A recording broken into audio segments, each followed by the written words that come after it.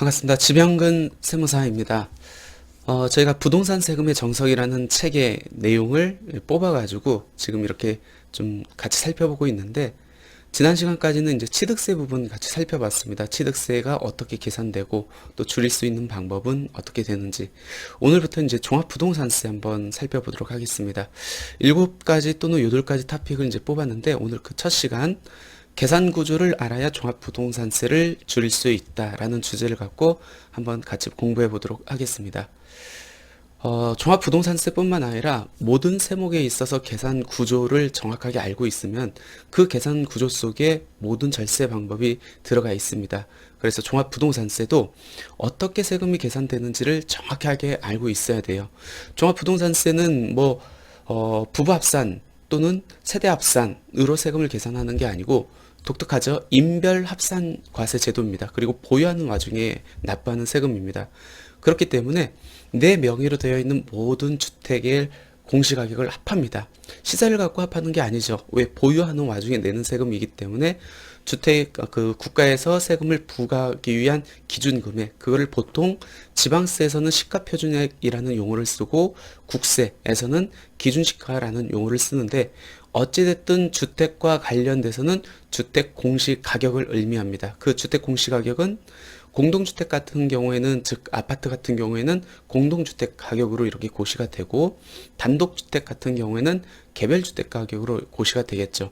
거의 매년 4월 말 정도에 이렇게 그 해 연도에 주택 공시가격이 고시가 된다라고 보시면 될 것 같고, 그렇게 주택 공시가격을 내 명의로 된 모든 주택을 합합니다. 그리고 종합부동산세는 아무나 내는 세금이 아니죠. 예전에는 신설됐을 때 부자세라고 말을 했습니다. 왜 그러냐면 아무나 내는 세금이 아니에요. 최소한 주택 공시가격이 6억 원을 초과되는 부분이 있어야만 세금을 내기 때문에 그렇습니다. 그래서 계산구조에서 과세기준금액이라는 독특한 제도가 있죠. 그 과세기준금액이 지금 현재 6억 원으로 설정되어 있습니다. 그 6억 원을 초과되는 부분을 발라가지고 그 과세기준 초과금액에 대해서 세율을 산정하고 있다. 근데 이 과세기준금액이 1세대 1주택자 같은 경우에는 6억 원보다 5억 원을 더 얹어가지고 11억 원을 적용을 하고 있습니다. 1세대 1주택자에 그만큼 세제 혜택을 부여하겠다는 거죠. 그럼 주택 공시가격에 합해서 과세 기준 금액을 차감하면은 과세 기준 초과 금액이 나옵니다. 여기에다 공정시장가액비를 곱하는데, 이 공정시장가액비율이 예전에는 80%였거든요. 근데 이 80%가 계속 5년씩 상향 조정되다가 2022년부터는 100%가 적용됩니다. 그 얘기는 뭐죠? 주택 공시가격에서 과세기준금을 초과한 과세기준 초과금액은 곧 세율을 적용하기 전 단계인 과세표준이 된다.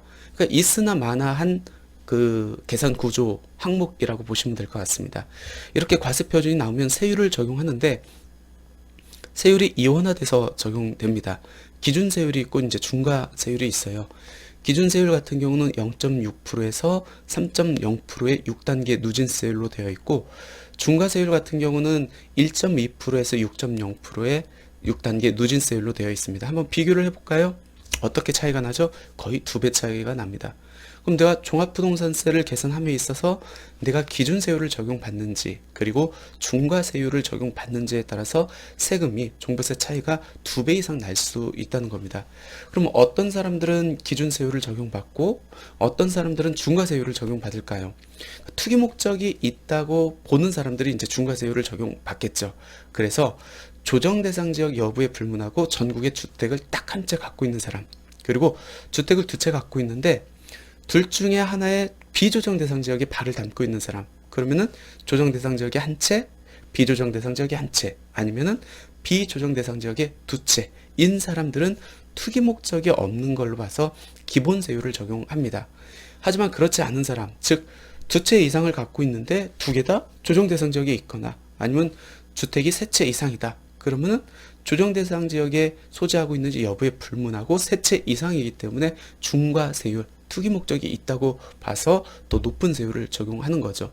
그러니까 세율이 어떻게 적용되느냐 여부에 따라서 내 종부세 부담이 굉장히 달라질 수 있다라는 겁니다. 그럼 과세표준에서 세율을 곱해가지고 종합부동산세액이 나옵니다. 여기에서 최종 납부세액이 가기 전까지 세 가지를 차감을 합니다. 첫 번째가 공제할 재산세액이고요. 두 번째가 세액공제, 그리고 세 번째가 세부담 상한 초과액이라는 겁니다. 먼저 공제할 재산세액은 재산세와 이중과세 조정을 하기 위해서 이제 만들어 놓은 제도라고 보시면 될 것 같습니다. 우리가 주택을 보유하면서 납부해야 되는 세금이 재산세하고 이제 종합부동산세죠. 두 개 다 6월 1일, 이거를 이제 과세 기준일이라고 하거든요. 6월 1일 주택을 보유하고 있다고 해서 재산세도 내야 되고 종합부동산세도 납부해야 됩니다. 그러면 똑같은 주택에 대해서 재산세도 내고 종합부동산세도 내기 때문에 이중과세 문제가 발생할 수 있거든요. 그래서 이 이중과세 문제를 해결하자라는 게 이제 공제할 재산세입니다. 한번 생각을 해보세요. 재산세나 종합부동산세 모두 주택의 공시 가격을 갖고 세금을 부과합니다. 재산세가 먼저 부과되겠죠. 재산세는 7월 달에 2분의 1, 9월 달에 2분의 1 이렇게 고지서가 나오고, 종합부동산세는 보통 12월 15일을 납기로 해서 11월 말이나 12월 초에 이제 고지서가 나오는데, 일단 재산세 같은 경우에는 주택 공시가격 10억 원에 대해서 전체 다가 재산세가 부과가 됩니다. 맞죠? 근데 종부세는 아무나 내는 세금이 아니라고 말씀드렸잖아요. 과세 기준 금액을 초과하는 세금에 대해서 세금을 납부를 합니다. 그 금액이 현재 6억 원으로 설정됐고, 그러면 주택 공시가격이 10억 원이라는 전제 조건 하에 6억 원 이하에 대해서는 재산세만 납부를 했고, 6억 원 초과되는 나머지 4억에 대해서는 재산세도 냈고 종합부동산세도 납부를 했겠네요. 그러면 6억 원 이하는 이중과세 문제가 없고, 6억 원 초과되는 4억에 대해서는 똑같은 주택 보유했다는 이유만으로 재산세도 내고 종합부동산세도 납부를 했기 때문에 이중과세 문제가 있겠네요. 그래서 과세표준, 즉 종합부동산세 과세표준에 녹아들어 있는 재산세 상당액을 차감해주자, 그렇게 해가지고 이중과세 문제를 해결하자라는 게 공제할 재산세액이고, 그 공제할 재산세액을 산정하는 방식이 요 계산 산식에서 산정합니다. 뭐 계산 내용이 조금 어렵기 때문에 거기까진 뭐 굳이 알 필요는 없을 것 같아요. 왜 공제할 재산세액이 있는지 여부까지만 이해하시면 될 것 같습니다.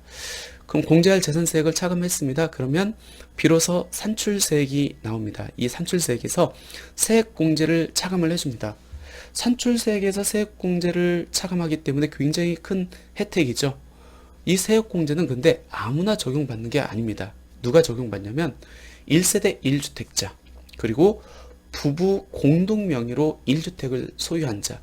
원래 부부 공동명의 1주택자는 종합부동산세법상 1세대 1주택자에 해당하지 않거든요. 근데 부부 공동명의 1주택자에 대한 종합부동산세 납세 의무 특례 규정을 적용을 신설을 해가지고 2021년도부터 부부 공동명의 1주택자도 둘 중에 한 사람을 납세 의무자로 해서 종합부동산세를 계산할 때 그때 세액공제를 적용하겠다라는 겁니다. 이렇게 1세대 1주택자 또는 부부 공동명의 1주택자에 적용되는 세액공제는 두 가지입니다. 첫 번째, 고령자 세액공제예요. 나이에 따라서 이제 세액공제를 해준다는 거겠죠. 그럼 나이가 몇 살 이상이어야 되나? 만 60세 이상이면은 나이에 따라서 20%에서 40%까지 세액공제, 내야 될 세금에서 바로 차감시켜 준다는 겁니다. 그 다음에 두 번째는 장기 보유자 세액공제입니다. 보유 기간에 따라서 세액공제를 해주겠다는 거죠. 그럼 장기 보유 몇 년입니까? 5년이에요. 5년부터 해가지고 최대 15년 이상일 때는 20%부터 50%까지 세액공제를 해주겠다는 겁니다. 그럼 이 고령자 세액공제하고 장기 보유자 세액공제가 중복 적용이 가능합니까? 중복 적용이 가능해요. 그럼 최대 몇 프로 공제받을 수 있죠? 90%를 공제받을 수 있겠죠. 근데 현재 종합부동산세법에서는 중복 보유는 가능한데 중복 보유 적용의 한도를 80%로 규정을 하고 있습니다. 그래서 맥시멈 80%까지 적용받을 수 있다. 그래도 굉장히 큰 혜택이죠. 내가 예를 들어서 종합부동산세가 1,000만 원이 고지서가 날라왔습니다. 나이도 70세 이상이고 보유기간도 15년이 넘었어요. 그럼 그 1,000만 원 중에서 몇 프로를 공제해준다는 거죠? 80%를 공제해준대요. 그럼 200만 원만 내면 된다는 거죠. 그러니까 굉장히 큰 혜택 중에 하나인데 아무나 적용받는 건 아니다. 1세대 1주택자 및 부부 공동명의 1주택자 납세 의무 특례 규정을 적용받는 사람한테만 적용된다. 그리고 마지막에 세부담 상한 초과세액을 차감하도록 되어 있습니다. 이 세부담 상한 초과세액은 뭐냐면 보유세기 때문에 갑자기 주택 공시가격이 급상승할 수 있습니다. 그렇게 되면은 전년도에 납부했던 보유세, 즉 재산세와 종합부동산세를 기준으로 해가지고 올해 엄청나게 많은 종부세나 재산세를 납부할 수 있습니다. 그래서 보유세의 특징 중에 하나거든요. 세부담 상한 초과세에 작년도에 냈던 재산세, 종합부동산세 상당액의 일정 비율까지만 세금을 내게 하고 그것 초과되는 부분 빼주자라는 게 세부담 상한 초과세액입니다. 그럼 세부담 상한율을 몇 프로 적용받습니까? 150% 아니면 300%예요. 우리가 세율도 이원화돼서 적용된다고 했잖아요. 기본세율 적용 대상자 아니면 중과세율 적용 대상자. 아까 세율이 기본세율 적용 대상자면은 이 세부담 상한율도 150%가 적용되고 중과세율 적용 대상자는 300%가 적용됩니다. 아까 기본세율 적용 대상자가 어떻게 된다겠죠? 주택이 딱 한 채 있거나 인별로 계산해서요. 그리고 조정 대상 지역이 한 채, 비조정 대상 지역이 한 채. 그리고 두 채 다 비조정에 있는 사람들은 세부담 상한율이 150%가 적용됩니다. 그렇지 않은 사람, 조정 대상 지역이 두 채 이상이거나 조정 대상 지역 여부를 불문하고 세 채 이상인 자는 300%가 적용됩니다. 150%가 적용돼야 납세자한테 유리할까요? 아니면 300%가 적용돼야 납세자한테 유리할까요? 많이들 이제 물어보는 건데 제가 한번 사례를 만들어 봤습니다. 볼게요. 올해 주택 공시가격을 갖고 종합부동산세를 산정해 보니까 3천만 원이 나왔습니다. 근데 세부담 상한 초과세액이 있는지 마지막으로 체크를 해야겠죠. 그럼 직전 연도 재산세 플러스 종합부동산세 상대액이 예를 들어서 1,000만 원이었다고 하면은 내가 150% 세부담 상한율 적용 대상자면 작년도에 냈던 1,000만 원의 150% 얼마죠? 1,500만 원이겠네요. 그거를 초과되는 부분은 빼준대요. 그럼 작년에 올해 계산된 게 3천만 원이니까 1,500만 원을 초과되는 1,500만 원을 최종 내야 될 세금에서 차감하겠다는 겁니다. 그러면 실질적으로 산출세액은 3천만 원이 나왔다 하지만 1,500만 원이 차감돼 가지고 최종 부담세액은 1,500만 원이 되겠죠. 예를 들어서 내가 300% 세부담 상한율 적용 대상자입니다. 그러면은 최종 납부세액이 어떻게 되나 한번 볼까요? 이번에 산출세액이 3천만 원이 나왔습니다. 직전 연도에 1,000만 원이 나왔습니다. 근데 세부담 상한율이 300%가 적용됩니다. 그러면 3천만 원까지는 세금을 내야 된다는 거예요. 그럼 초과되는 부분이 있어요, 없어요? 없죠.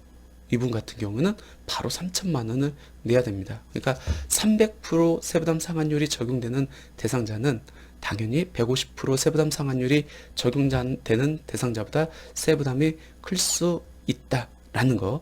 특히 이 세부담 상한율에서 150%냐 300%냐 여부는 세율에 따라서 같이 세트로 움직인다. 기본세율이 적용되면은 세부담 상한율도 150%가 적용되고 중과세율이 적용되면은 세부담 상한율도 300%가 적용되기 때문에 종부세 부담이 굉장히 늘어날 수 있다.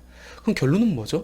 종부세를 줄일 수 있는 방법은 내가 중과세율을 적용받고 있어요. 그러면은 어떻게 주택을 매각하든 증여하든 주택 임대사업자로 등록을 해가지고 기본세율을 적용받으면은 세금 자체가 반으로 줄 수 있다는 거죠. 그래서 기본세율이 적용되려면은 주택을 한 채로 만들든지 두 채인데 하나는 조정, 하나는 비조정으로 만들든지 아니면 두 개 다 비조정으로 만들든지 그런 식으로 이제 절세 방법을 모색해야 된다라고 보시면 될 것 같아요. 그러면은 종합부동산 세액에서 공제할 재산세의 세액 공제, 세부담 상한 초과세액을 차감하면은 비로소 납부세액이 나옵니다. 근데 이 종부세 납부세액이 항상 20%가 농어촌 특별세가 따라다니고 있죠. 그래서 내야 될 세금의 20%를 농어촌 특별세로 추가 납부를 해야 된다. 그리고 납부세액이 250만 원 초과할 경우에는 나눠서 낼 수 있다. 몇 개월 주죠? 6개월에 나눠가지고 납부할 수 있다라는 겁니다.